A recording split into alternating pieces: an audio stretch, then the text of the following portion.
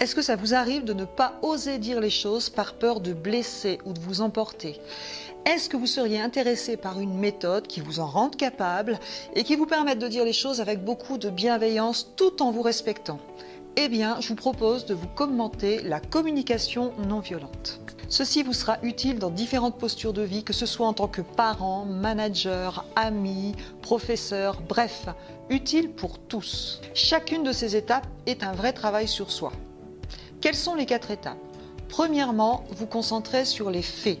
Décrire ce que vous observez sans interprétation. C'est un vrai travail. 2. Parler de votre ressenti. 3. Parler du besoin qui est lié à votre ressenti. Et 4. Faire une demande. Voilà synthétiquement. Maintenant, première chose, parler sur les faits.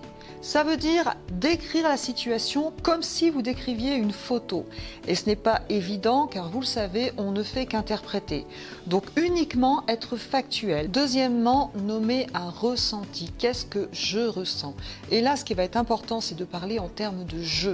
C'est mon ressenti. Et mon ressenti peut être agréable ou désagréable. Nommer son ressenti nécessite de savoir ce qu'on ressent. Et nous sommes dans une culture où on ne nous a pas forcément appris à ressentir et à nommer. Je peux ressentir de la tristesse, je peux ressentir de la peur, je peux ressentir de la colère, je peux ressentir de la joie et d'autres émotions qui sont des, entre parenthèses, sous-émotions. Rappelez-vous, ce que je ressens, ce n'est pas par hasard. Une émotion, elle est certes agréable ou désagréable, mais toujours positive. Car quand je ressens quelque chose, ça veut dire qu'il y a un besoin derrière. Troisième étape, répondre aux besoins. De quoi est-ce que j'ai besoin? Quelle indication me donne cette émotion par rapport à mon besoin?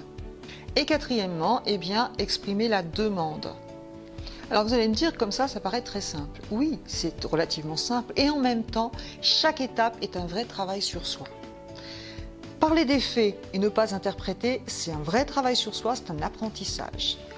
Savoir nommer un ressenti, c'est un vrai travail sur soi. Savoir exprimer, reconnaître le besoin, on n'en a pas toujours eu l'occasion et on ne nous a pas toujours appris. Et faire la demande, eh bien, il va falloir oser. Un exemple concret, un collaborateur arrive systématiquement en retard. Plutôt que lui dire « tu es encore en retard et ça commence à bien faire », ce qui est un peu violent, vous pouvez lui dire « voilà les faits. Lundi, on commence normalement à 8h. Lundi, tu arrives à 8h15. Mardi, on a dû commencer à 8h20. Mercredi, on a dû commencer à 8h10. C'est très désagréable pour moi parce qu'on est toujours en retard sur le programme. J'avoue que ça a tendance un petit peu à m'agacer. J'ai vraiment besoin qu'on respecte un certain nombre de règles. Est-ce que tu serais d'accord pour qu'on en parle et qu'on trouve une solution ou que tu m'expliques qu'est-ce qui se passe? Vous voyez, c'est complètement différent en termes de message. Quels sont les pièges? Première étape, les faits. Beaucoup de personnes ont tendance à réduire les faits, alors que si vous élargissiez les faits, un petit peu comme si vous prenez une photo de la situation et que vous donnez beaucoup de détails, ça fait un petit peu comme un effet entonnoir et le reste va passer beaucoup plus facilement. Deuxième chose, le ton de la voix. La communication non violente peut être très violente si vous parlez sur ce ton-là. Le ressenti maintenant. Je vais parler en je vais aussi éviter le tu. Jacques Salomé parle des tu qui tuent, n'est-ce pas? Le tu est accusateur. Donc je parle en je. Et puis, c'est pas facile d'aller exprimer une émotion. Donc au départ, je vous conseille de faire simple. Dites simplement agréable ou désagréable. Troisième erreur classique, beaucoup de personnes confondent besoin et demande. Ce n'est pas la même chose et il faut vraiment formuler les deux. Souvent, on pense que parce qu'on exprime un besoin, c'est ce qu'on voit beaucoup dans les couples d'ailleurs, la personne a compris que c'était une demande. Eh bien non, pas du tout. Vous dites « j'aimerais ça, est-ce que tu peux faire ça s'il te plaît ?» C'est complètement différent. Quatrième chose, quand vous faites la demande, eh bien le ton que vous utilisez sera très important. Il aura un impact et sur votre émotion à vous et sur l'émotion de votre interlocuteur. Donc il est important de parler en douceur. Exemple, vous voyez bien avec les ados, la chambre n'est pas rangée et vous lui avez dit plusieurs fois et ça vous énerve. Vous pouvez dire « j'ai fait le ménage, quand je passe dans ta chambre, je constate qu'il faut que je slalome pour pouvoir accéder à la fenêtre. C'est hyper désagréable pour moi, même si je respecte ton environnement. J'ai vraiment besoin aussi de sentir que la maison est propre, c'est important pour moi, j'ai besoin que ça se soit respecté. Je te propose de trouver quelque chose, une méthode pour que tu puisses ranger ta chambre. Qu'est-ce que tu en penses? Vous voyez, c'est complètement différent.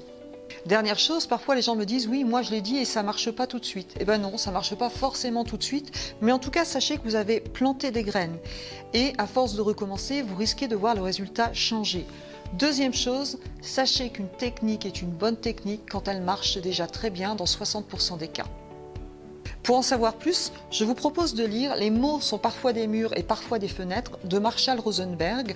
Un deuxième livre très intéressant, Quand la girafe danse avec le chacal. Pourquoi la girafe? Symboliquement, la girafe est un animal qui a un grand cou, donc qui prend de la hauteur, et qui a aussi un grand cœur pour pouvoir irriguer ce grand cou.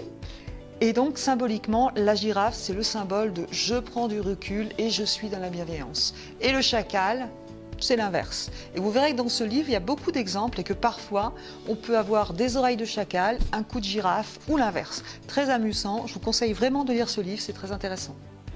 Si ça vous intéresse, rejoignez-nous sur notre site internet ou sur notre chaîne YouTube. Je vous dis à bientôt!